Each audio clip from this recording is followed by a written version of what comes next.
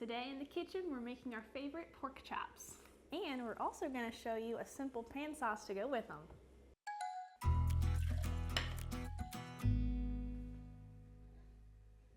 To start, heat your frying pan to medium-high heat and add the oil so it can start heating up.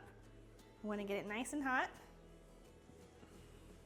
Now usually when you're searing meat, you'd want to pat the meat dry to get a good sear on it, but since we're dusting these pork chops with flour, we want the extra moisture to help the flour stick, so we're going to skip that step. Season the pork chops with salt and pepper on all sides. What are you doing? I'm just seasoning generously. Pork needs a lot of help. After you season the pork, just sprinkle some flour and pat that on as well.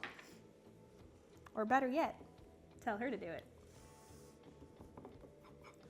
You'll pat this on all sides as well. When the oil is hot and shimmering, add the pork chops to the pan.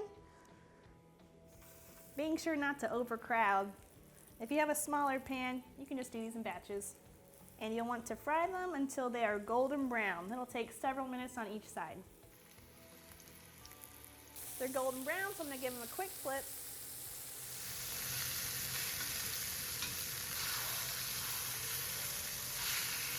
I don't like to guess at when my meat is done, so I'm just going to use this meat thermometer to check and see. They need to be 145 degrees.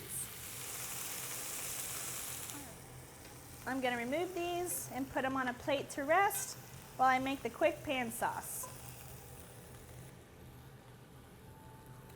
Turn the heat down to low and leave all the delicious drippings and bits in the pan to make our sauce. Sprinkle the flour over the top and whisk to combine. Cook it for a minute or so to get that raw flour taste out.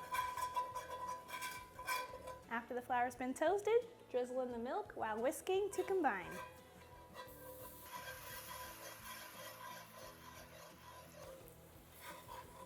Just whisk it until thickened. It should only take a minute or so. Give it a quick taste to see if it needs salt and pepper.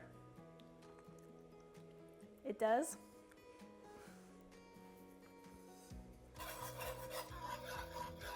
Just spoon it over the pork chops and you're good to go.